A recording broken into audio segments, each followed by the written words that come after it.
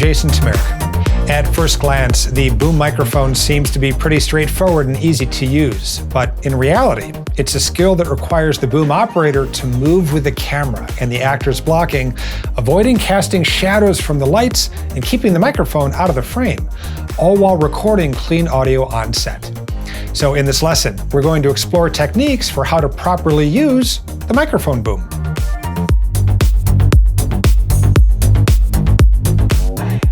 Let's begin by how to properly extend the microphone boom. To set up the boom pole, the first thing we want to do is we want to extend it.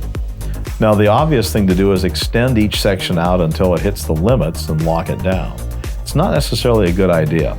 Typically, what I'll do is I'll extend the boom pole all the way out, then slide the sections back in 2 or 3 inches to give me a little bit more stable connection at those connection points. In dealing with boom poles with internal cables, the cable's internal to the boom pole. So I don't have to really deal with it, but I need to be aware that that cable's in the boom pole as far as handling noise of the boom pole.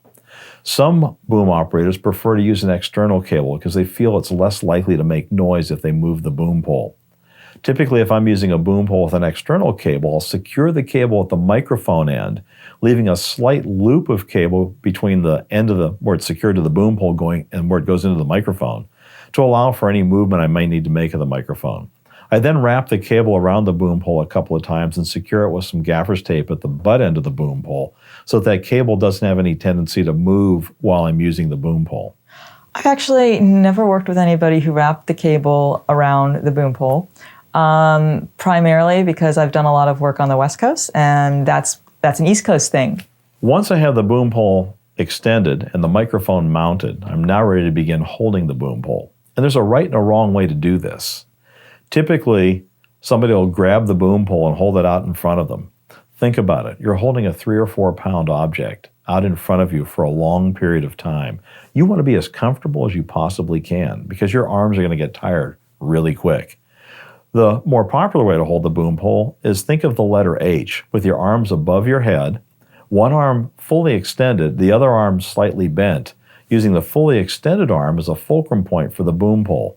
Balance the boom pole on that fully extended arm. Use your other arm to basically manipulate the microphone and point the microphone.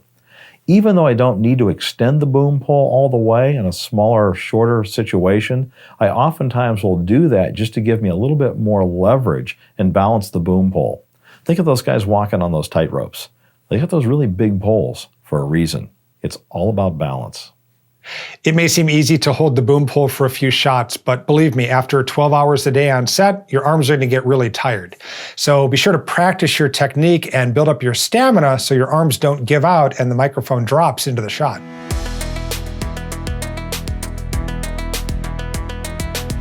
When it's time to begin shooting a shot, it's the boom operator's responsibility to carefully watch the rehearsal and determine the best position for the boom mic. Once we're ready to start rehearsals, what I want to do is watch the rehearsal and experiment with where I want to place that boom.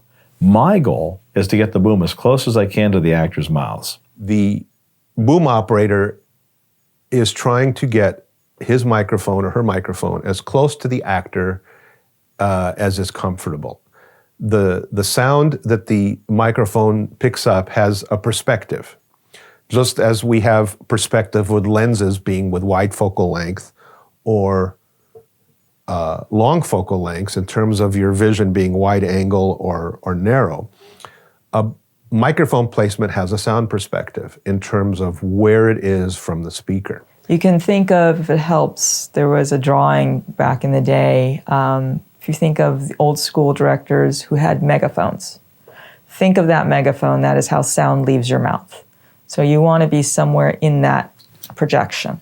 The camera operator's goal is to keep that boom out of his shot, and we need to work together as a team. Sound people treat their sound perspective the same way camera people treat their light perspective. It is no different and equally as challenging. And sometimes we're at odds because we have a very wide shot and very important dialogue that the sound people want to get. So we're always communicating in terms of where that microphone can be. And it is a discussion that should take place long before shooting. It is something to work out during the rehearsals. It's something to be worked out during the second team blocking. It should not come up on take 1 or take 2. So I've got my boom pole with the windscreen and the white camera tape on the boom pole. Typically what I will do is dip the boom into the shot on purpose during the rehearsal. The camera operator or the DP yells boom in the shot.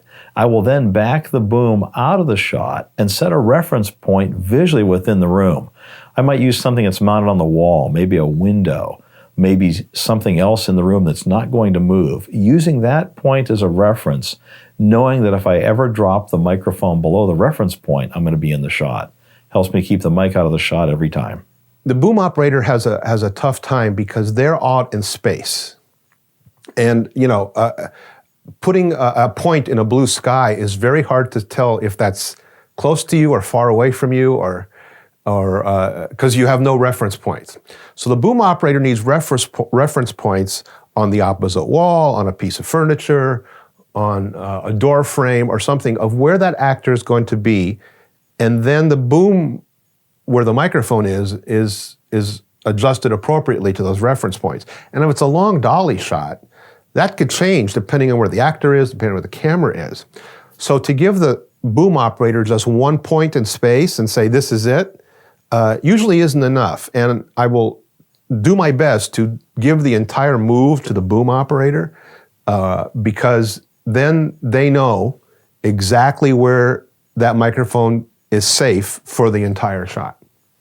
That's why it's so important to run a rehearsal for the cast and crew before rolling on a take, because it gives the first assistant camera person a chance to double check the focus marks as the actor and the camera moves.